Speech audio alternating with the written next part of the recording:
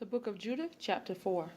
Now the children of Israel that dwelt in Judea heard all that Holofernes, the chief captain of Nebuchadnezzar, king of the Assyrians, had done to the nations, and after what manner he had spoiled all their temples and brought them to naught. Therefore they were exceedingly afraid of him, and were troubled for Jerusalem, and for the temple of the Lord their God. For they were newly returned from the captivity, and all the people of Judea were lately gathered together. And the vessels, and the altar, and the house, were sanctified after the profanation. Therefore they sent unto all the coast of Samaria and the villages, and to Betharon, and to Belman, and Jericho, and to Choba, and Azor, and to the valley of Salem, and possessed themselves beforehand of all the tops of the high mountains, and fortified the villages that were in them, and laid up victuals for the provisions of war, for their fields were of late reaped. Also Joachim the high priest, which was in those days in Jerusalem, wrote to them that dwelt in Bethula and Bethamathim, which is over against Esdraelon, toward the open country near to Doatham, charging them to keep the passages of the hill country, for by them there was an entrance into Judea, and it was easy to stop them that would come up, because the passage was straight, for 2 men at the most. And the children of Israel did as Joachim the high priest had commanded them, with the ancients of all the people of Israel which dwelt at Jerusalem. Then every man of Israel cried to God with great fervency, and with great vehemency did they humble their souls, both they and their wives, their children, and their cattle, and every stranger and hireling, and their servants brought with money, put sackcloth upon their loins.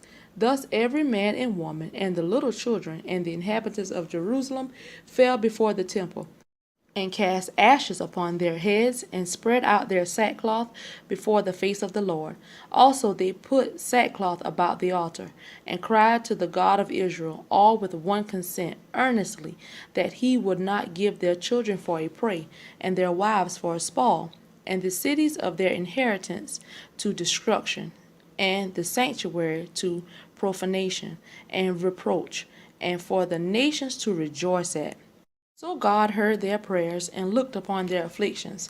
For the people fasted many days in all Judea and Jerusalem before the sanctuary of the Lord Almighty. And Joachim the high priest, and all the priests that stood before the Lord, and they which ministered unto the Lord, had their loins girt with sackcloth, and offered the daily burnt offerings with the vows and free gifts of the people, and had ashes on their mitres, and cried unto the Lord with all their power, that he would look upon all the house of Israel graciously. Then was it declared to Holofernes, the chief captain of the army of Ashur, that the children of Israel had prepared for war, and had shut up the passages of the hill country, and had fortified all the tops of the high hills, and had laid impediments in the campaign countries. Wherewith he was very angry, and called all the princes of Moab, and the captains of Ammon, and all the governors of the seacoast. And he said unto them, Tell me now, ye sons of Canaan, who this people is, that dwelleth in the hill country, and what are the cities that they inhabit, and what is the multitude of their army, and wherein is their power and strength, and what king is set over them, or captain of their army? And why have they determined not to come and meet me, more than all the inhabitants of the west? Then said Achor, the captain of all the sons of Ammon, Let my lord now hear a word from the mouth of thy servant, and I will declare unto thee the truth concerning this people, which dwelleth near thee, and inhabiteth the hill countries, and there shall no lie come out of the mouth of thy servant. This people are descended of the Chaldeans, and they sojourned heretofore in Mesopotamia, because they would not follow the gods of their fathers, which were in the land of Chaldee. For they left the way of their ancestors, and worshipped the God of heaven, the God whom they knew. So they cast them out from the face of their gods, and they fled into Mesopotamia, and sojourned there many days. Then their God commanded them to depart from the place where they sojourned, and to go into the land of Canaan, where they dwelt and were increased, with gold and silver, and with very much cattle. But when a famine covered all the land of Canaan, they went down into Egypt, and sojourned there while they were nourished, and became there a great multitude, so that one could not number their nation. Therefore the king of Egypt rose up against them, and dwelt subtly with them, and brought them low with laboring in brick, and made them slaves. Then they cried unto their God, and he smote all the land of Egypt with incurable plagues. So the Egyptians cast them out of their sight.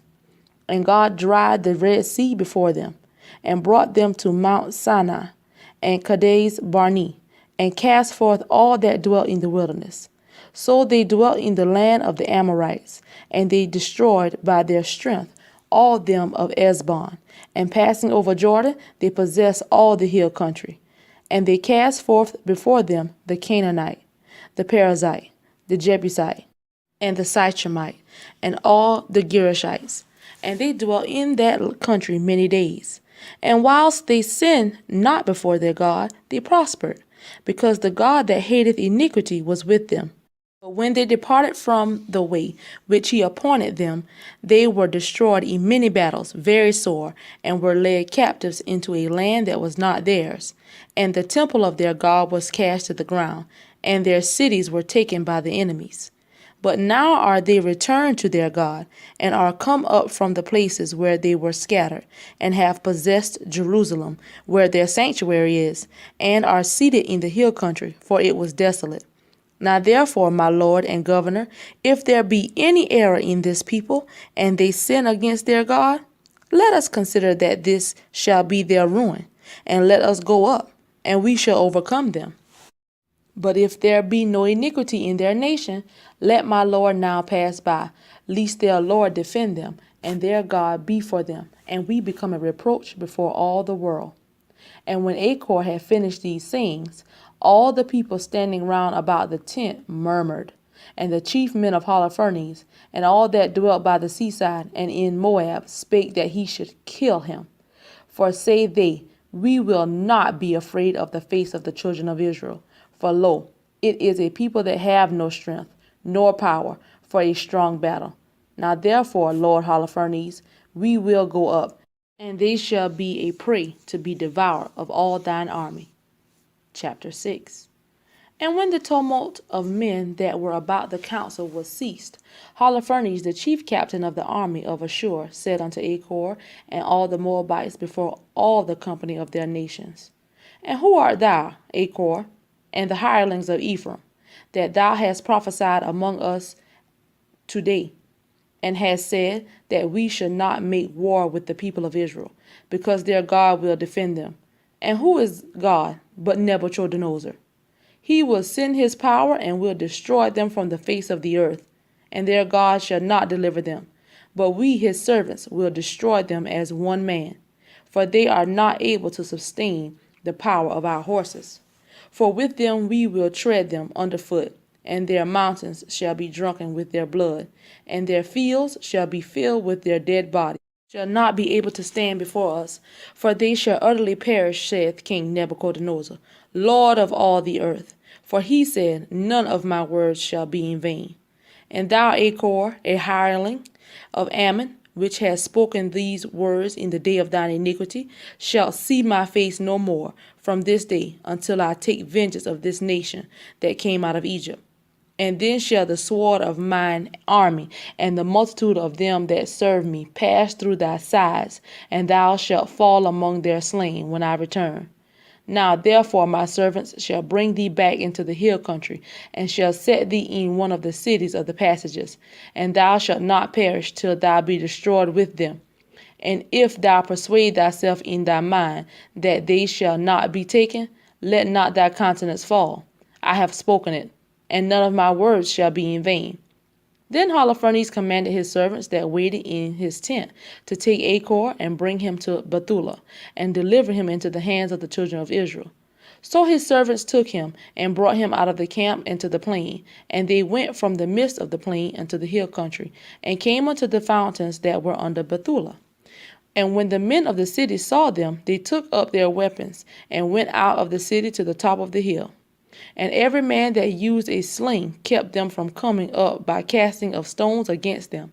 Nevertheless, having gotten privily under the hill, they bound Achor and cast him down, and left him at the foot of the hill, and returned to their Lord.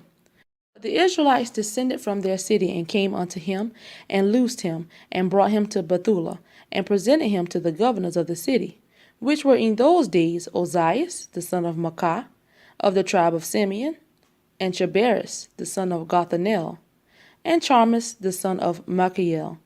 And they called together all the ancients of the city, and all their youth ran together, and their women, to the assembly, and they set Achor in the midst of all their people.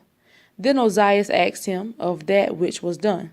And he answered and declared unto them the words of the council of Holofernes, and all the words that he had spoken in the midst of the princes of Ashur, and whatsoever Holofernes had spoken proudly against the house of Israel.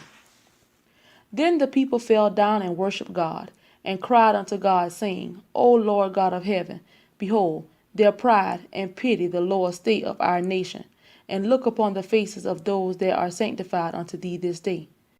Then they comforted Achor, and praised him greatly.